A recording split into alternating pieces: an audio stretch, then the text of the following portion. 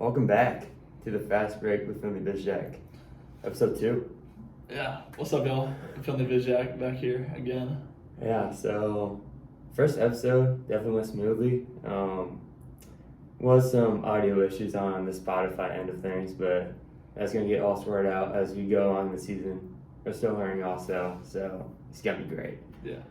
All right, but got a little bit of news in the college basketball and just college sports realm in general, Finley.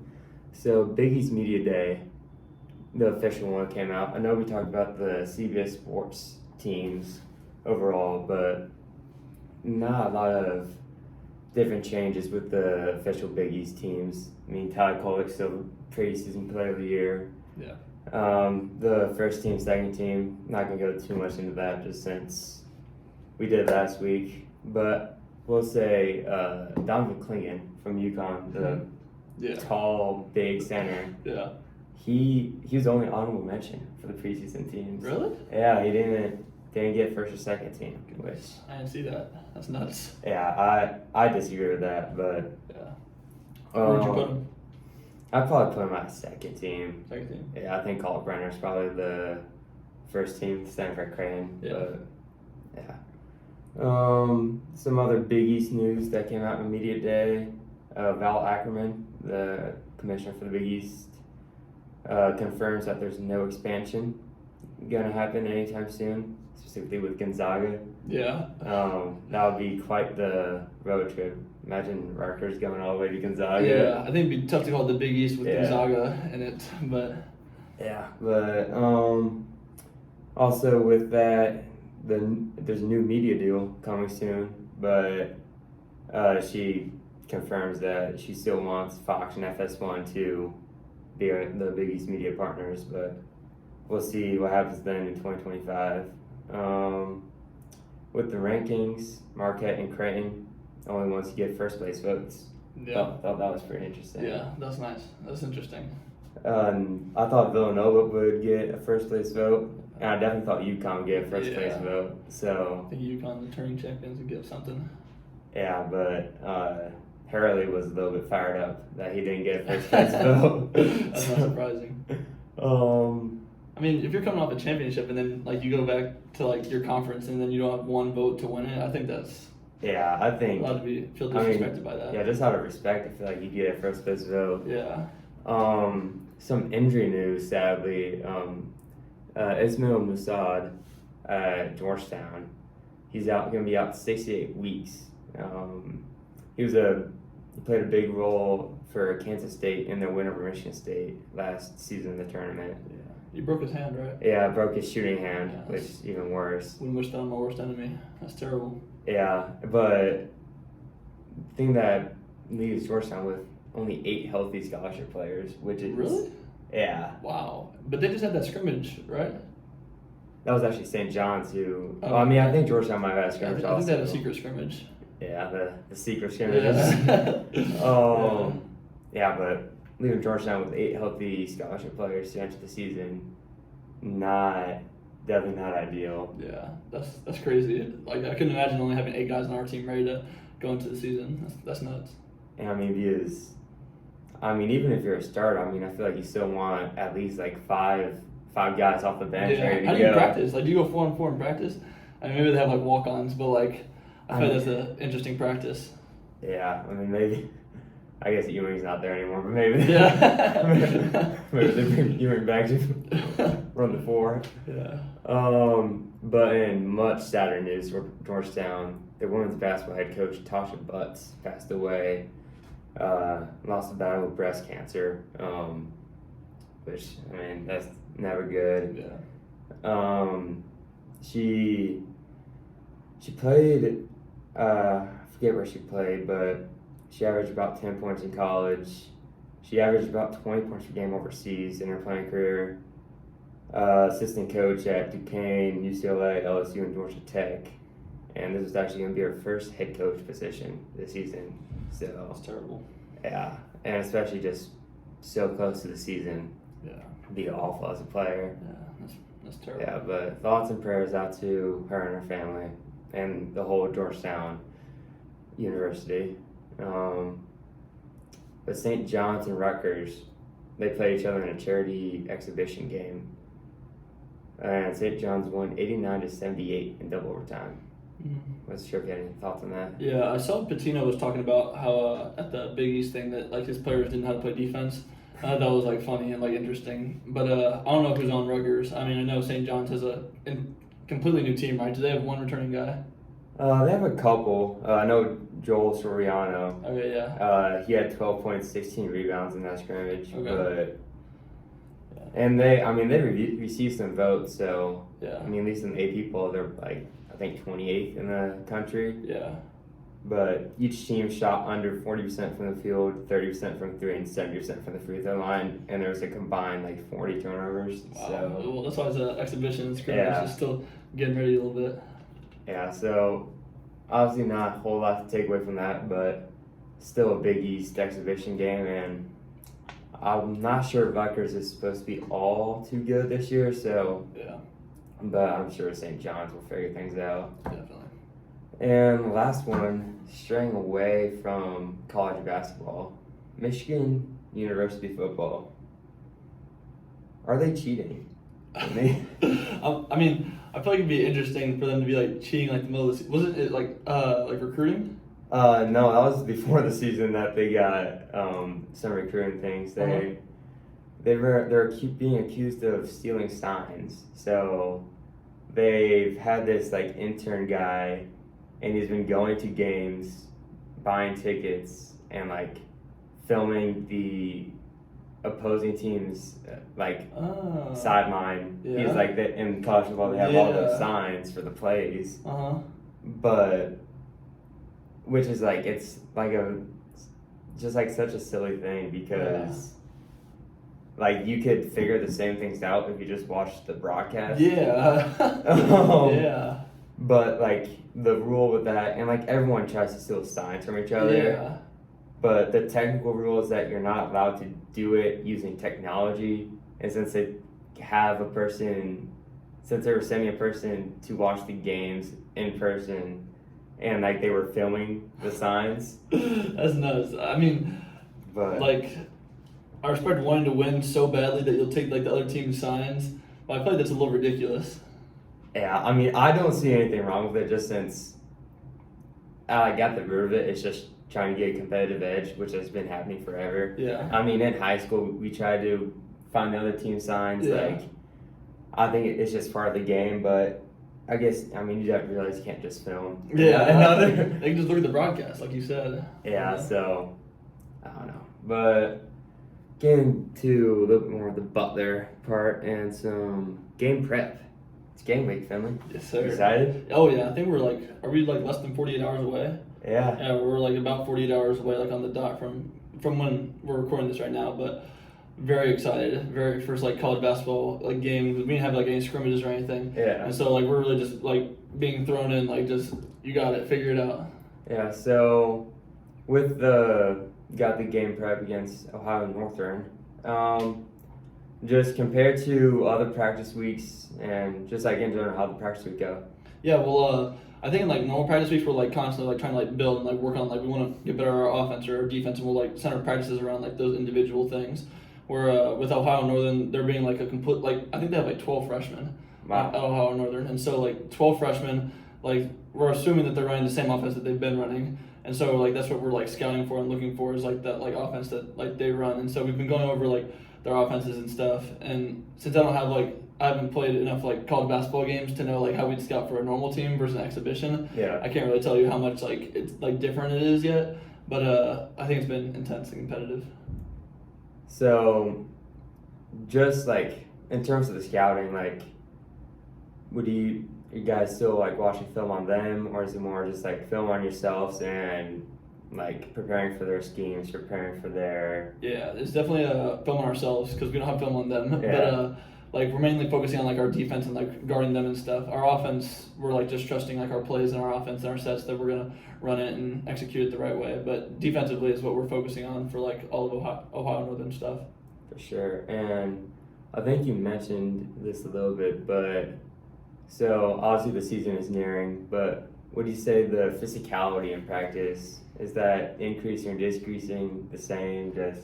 We love to play in Yeah. practice. We love to like get up and down. I feel like everyone on this team really like loves and cares for basketball, and I think we all just want to play basketball versus doing like drills for an hour and a half and then like finally getting to like play. Like no, we all want to play, and so like we're still playing like 5-on-5. Like we're still getting after it. We're still yelling at each other. Like we're still like very competitive and still like very physical, and like no one wants to lose because like even whenever you lose, like you have to run sometimes. So. We're still focusing on like winning and like playing 5-on-5 and stuff, which is a lot of fun for me as a player and just a gamer who loves to play. Yeah, and like you said, you're doing a lot of 5-on-5.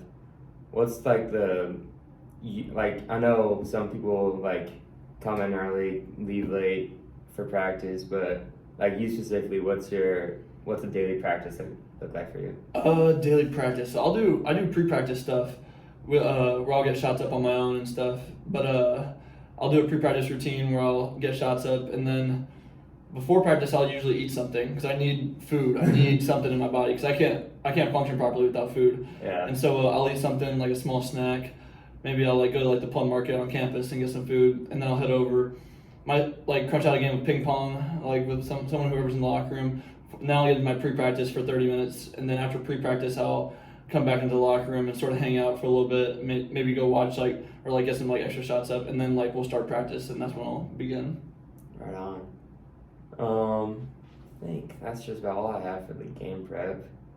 Unless there's any other tidbits you got for me. Let's win.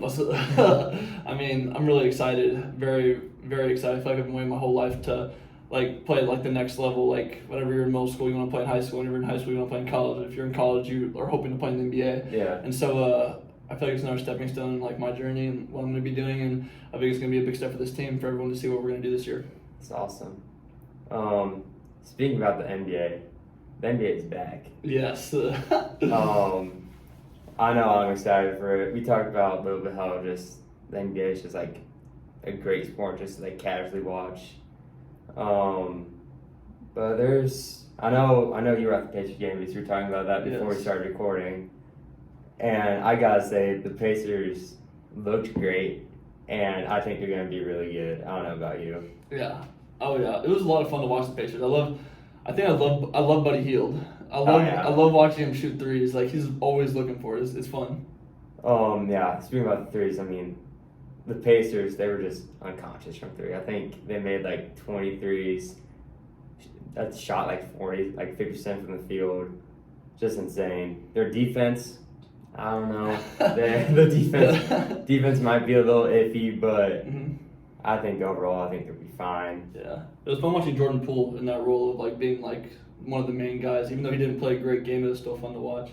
Oh, for sure. And with Poole, I love the quote he said a couple days ago. He just says, I have my legacy cement already with my championship, so I'm just going to be playing stress-free. Yeah. Well, it's actually cool. I saw him. He came up to Hinkle yesterday morning, and he got shots up at Hinkle. And I got to watch some of his workout and stuff, and he was knocking down threes from everywhere. It was a lot of fun to watch. That's awesome. You as a player, who would you compare yourself to in the NBA in terms of like play style? Yeah, whenever I get asked this question, I always like think about it, and I think like, well, I love to do like this move from this player. Like I love to like do like spurts from this player. And I think it's so hard for me to like compare myself to one player whenever like I'm like trying to like be my own player and like do my own thing. So I never know a good answer to this question. Like I always just suck at it and like don't like my answer or like hate it. And so I think my best basketball comparison is just Finley Bizjack. Like I just want to be myself, and because I feel like my game is so much different than everyone else's, it's hard to compare me to one guy. Yeah. Personally, I would compare myself to like Giannis. Yeah, it'd be easier to say I'm like a LeBron Giannis hybrid. I can shoot and drive and a little bit of Steph Curry jump shot, but yeah, but you're Finley. Yeah, exactly. That's all that matters. Just some stat lines that I saw that I just think are crazy. So Cam Thomas, the automatic green light. Yep. 36 points, 3 rebounds, 2 assists off the bench. Yeah. I mean, whenever he gets his chances, I feel like he always makes the most of it. Yeah, and then next week he'll probably play 5 minutes. Yeah, to get, exactly. in that 5 minutes, he'll probably still get like 6 points. Yeah. But he is probably the oddest player in NBA history in terms of just like looking at his stat lines because Yeah. I mean 1 week he'll look like generally the greatest player ever. Yeah. And the second week he won't look bad. He just won't get an opportunity to play. Exactly. Which, like I'm not sure if it's a him Yeah. thing. He just like Does he not play defense, or is there like something else going on? yeah. That's interesting. But your boy Luka. Oh yeah, 33, 13, and 10, right? Yeah. Buckets, bucket getter, and like he just does so much because he always has the ball in his hands. But it got us a win. Yeah. I didn't watch the game. Did you? Yeah, I watched the first half after I finished the Pacers game. Yeah. How was Kyrie and Luka looking together? Luka and Kyrie, they have their moments where they're like not sure like what to do like exactly with each other, but like I think they'll figure it out this year. Yeah. This is the year. You still think they're gonna win the championship or win the West? Championship is the goal, but like Western Conference Finals is like a good place to be. I respect it. Some other stat lines that caught my eye. Jokic joined Luka as the only other triple-double, I believe. 29, 13, and 11. Just a casual night for the... So casual. for the most casual player ever. Did you see the interview when he was asked if he even touched a basketball? Yeah. Yeah, I did see that. It's awesome. Him and Jamal Murray are just... They're like so opposites. Yeah, I know. They play so good together. Exactly. And off the court when they're like doing interviews and stuff, he's hilarious. And Yeah. I don't even think he means to be hilarious. Yeah. I don't even think he sees anything. Like I don't think he sees any posts about him ever. Yeah. But he's just Jokic and it's great. Yeah. Another guy, Anthony Edwards. This one's the craziest because he had 26 points. Hmm? He also had 14 rebounds. Okay, but I didn't even notice that. Yeah, I didn't watch the game. Yeah. And like, I didn't fact check it because I just looked at Yahoo Sports. So, I mean, I don't think it's typo because but 14 rebounds. And I didn't watch the game, but as a shooting guard, That's impressive. I'm not sure if he was just attacking the paint, if he was just getting a lot of those like long rebounds. The Timberwolves win? I'm not sure. Let's check. Let's see right now. Timberwolves. I think. Ooh, also a tough one to Toronto, 97 to 94. So 14 rebounds wasn't enough. I guess not. Let's see that full box score because I want to know who else grabbed a rebound from them. Yeah. He was 8 of 27 from the field goodness. though. Could have made a couple more shots.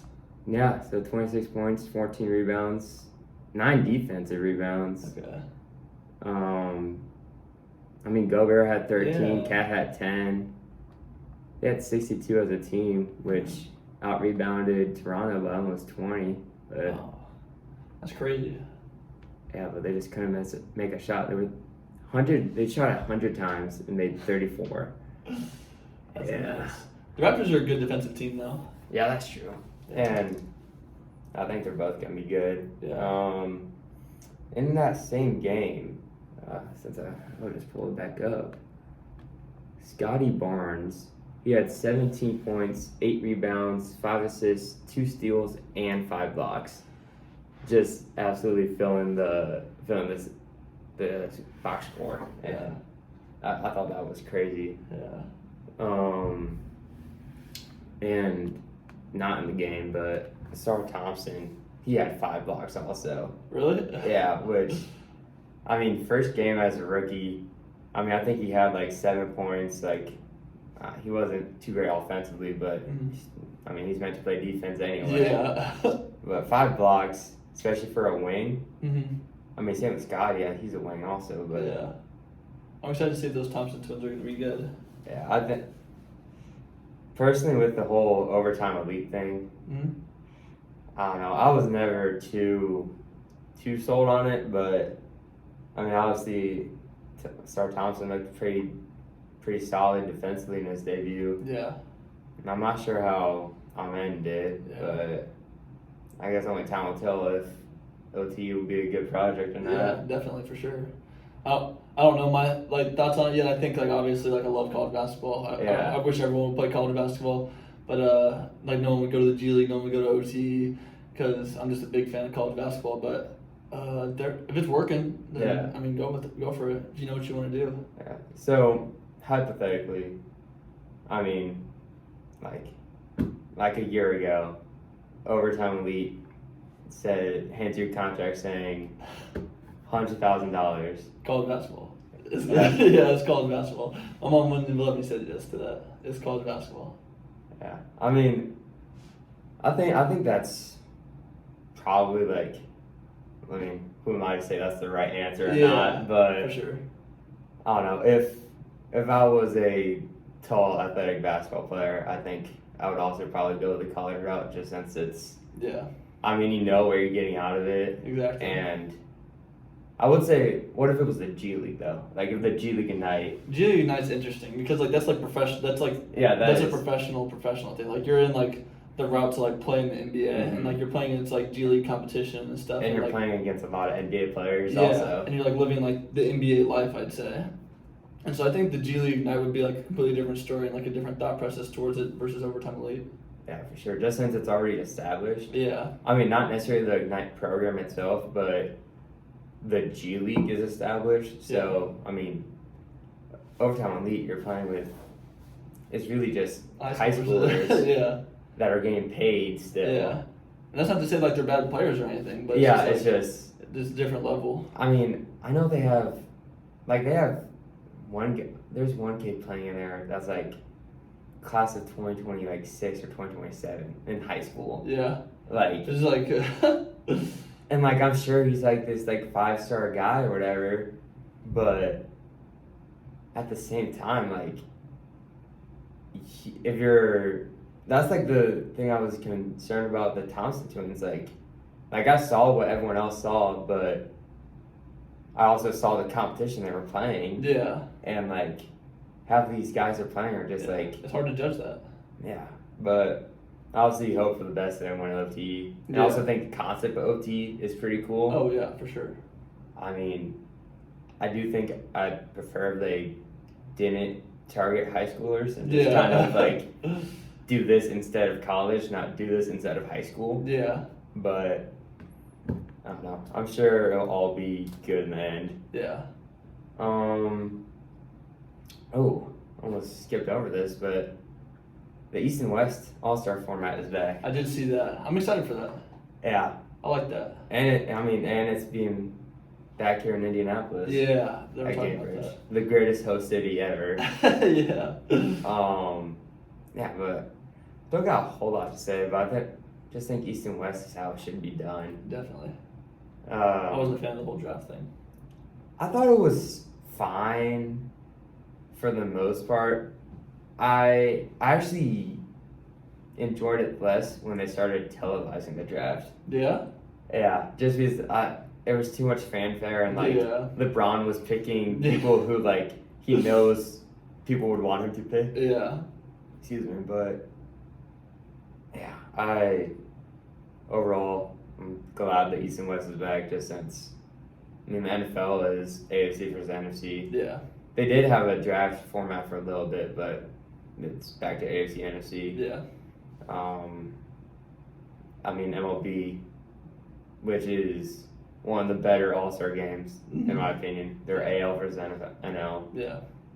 I think hockey's the same way, but I don't watch hockey, though. Yeah, for sure.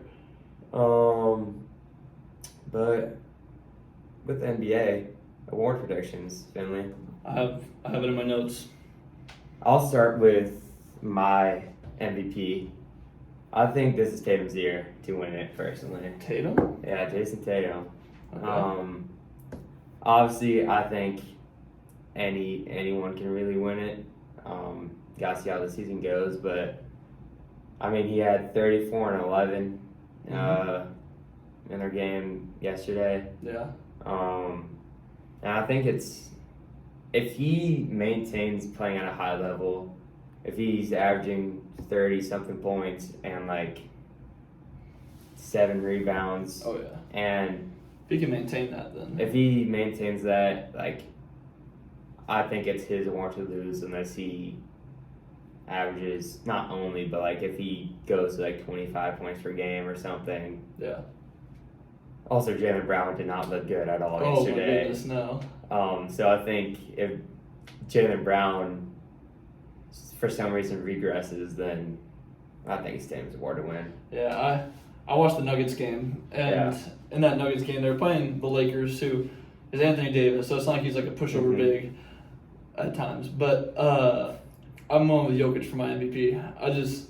It's just so like effortless. Like he's just out there, like like you're watching the game, and like at the end of the first half, he has like 20 and almost like a double. And it's like, oh my god, like it doesn't even seem like he's done anything. And so I feel like Jokic is like my like front runner for like this award. Like I just think like the MVP is his. I think he got snubbed out of it last year, but yeah, I agree. But I think it's for Jokic. Yeah, and I mean I don't hate that at all. I mean Jokic, he's gonna probably average like 25, 12, and 10 all season, and be on like the number 1 team in the West. Yeah, but I don't know. My whole thing with MVP is like truly valuable, which I mean they kind of just do best player. I think the value and best player is a little bit different. And I think if you take Jokic off the Nuggets, I still think that Nuggets team is still really good. Yeah, I think so. But I think if you take Tatum off the Celtics, I think the Celtics team is still good, but I think the difference there is a bit more extreme, personally. Yeah, I get what you're saying. Yeah. Rookie of the year, it's got to be Wemby. Yeah, that's what I was going with. Probably agree on that. Yeah, I mean, he didn't look like he was an MVP candidate day one, but realistically, I don't think anyone expected him to. Yeah. I mean, 15 points, 5 rebounds, shot a lot of threes, and made a lot at 7-5. And I mean, up until the fourth quarter, he was really only shooting around the perimeter, but in the fourth quarter with like 5 minutes left, he got 6 of his 15 just driving and doing post-ups, whatever, which if he didn't do that, I might have had a different answer just since if he was going to stay around the perimeter, that's not a good look when you're 7'5". Yeah. Porzingis. Hey, Porzingis had 30 points. Yeah, he did get buckets. Yeah, but Wemby, he's got to be Wemby. Definitely. It is, unless he gets injured or Chet Holmgren like actually goes insane. Yeah. I just don't see anyone else win the award. Same here. Derek Lively, I will say, he had a good game. Yeah, he did have a good game. I think he had like 16 points also. And we mentioned Star Thompson, but there's going to be a lot of good rookies this year. Yeah. And if Wemby wasn't in this class, I think it would be a very different conversation. No question. But Wemby really just has to maintain that 15-5. Yeah. And that's his award to lose. I agree. Back to a little more of a debate, probably. 6th man of the year. Who you got, Finley? So, does Tyler Hero start for the Heat now? I feel like, not sure. I don't know if he's always a starter, but if Tyler Hero's up for the award, I'm going Tyler Hero, no question. Yeah. But if not Tyler Hero, then I'm going with Tyrese Maxey.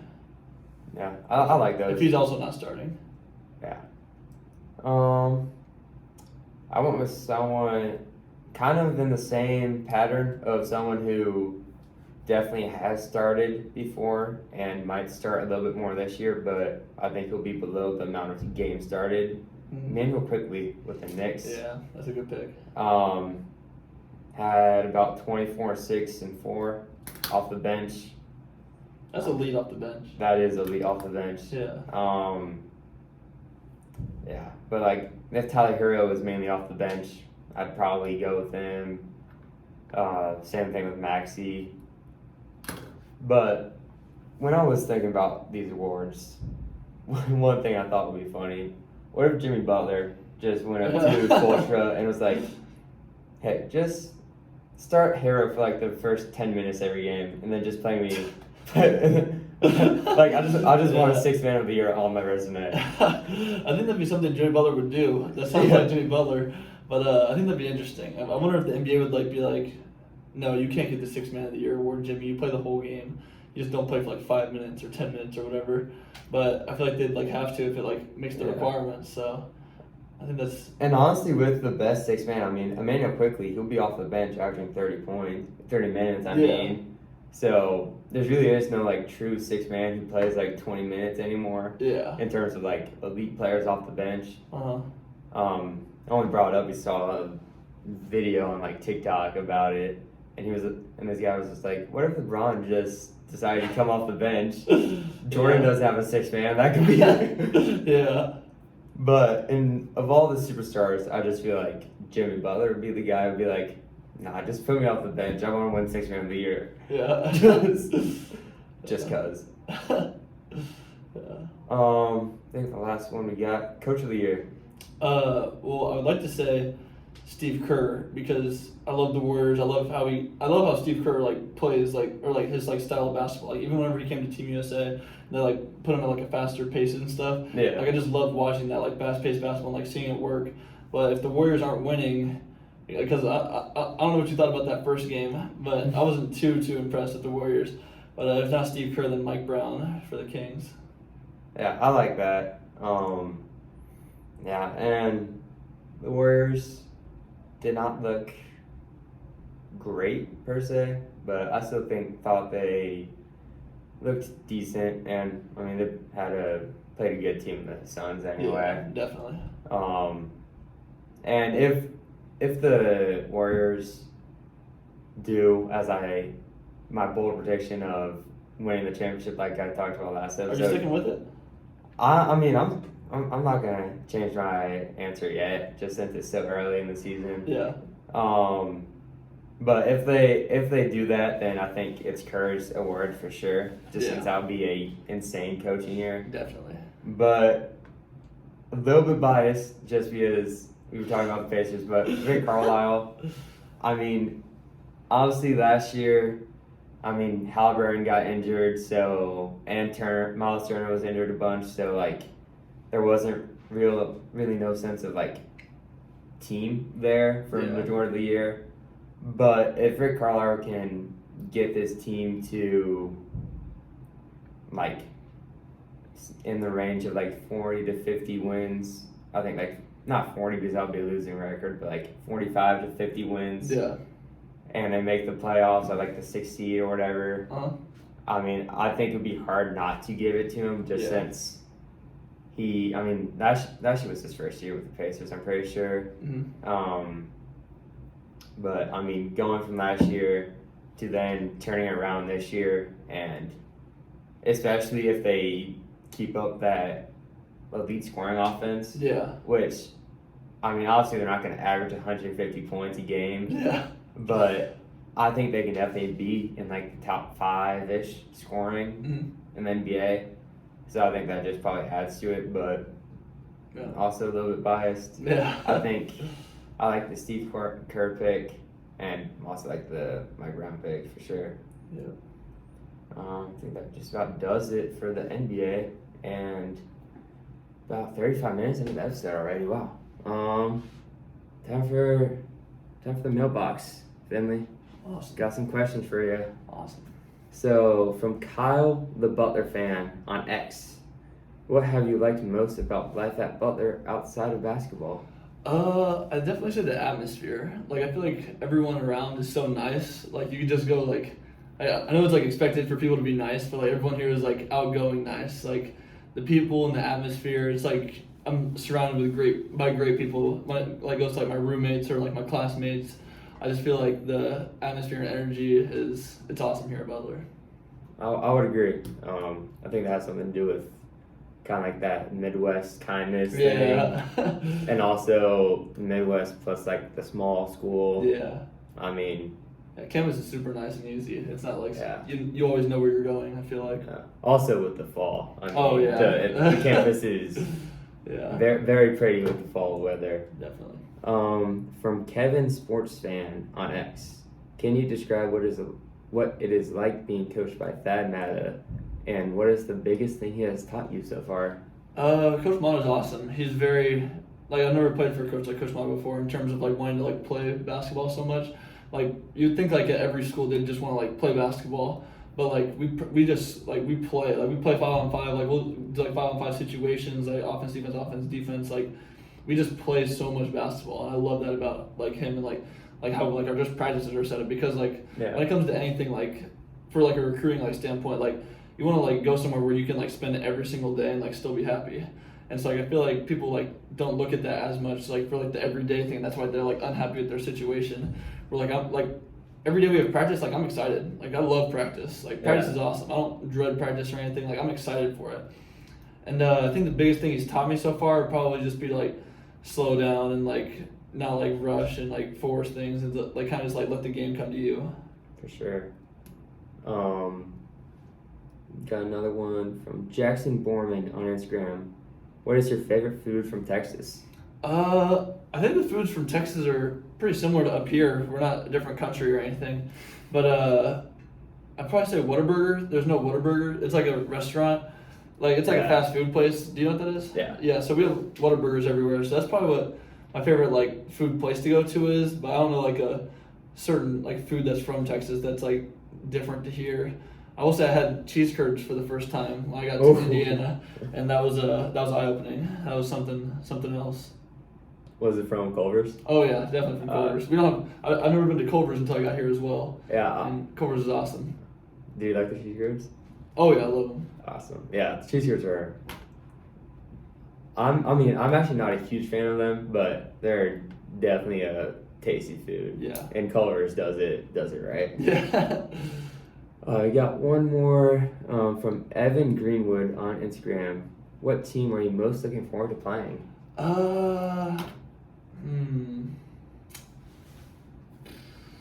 Probably Michigan State, because they're just so high ranked, and like it'll be like our first like big test for like a game this year, and I'm excited to see how we respond as a team and how I'll match up with them, and like because like these are like good players that we're playing. So there's a reason why they're a top team in the country. For sure. And so I'm excited to see how I match up against them, but also the team. And then like I think like after Michigan State, like it's straight into FAU, and so like we're like that like Michigan State will like start like playing against these like exceptional teams, not taking away from the teams that we played before that, but I'm really excited for Michigan State.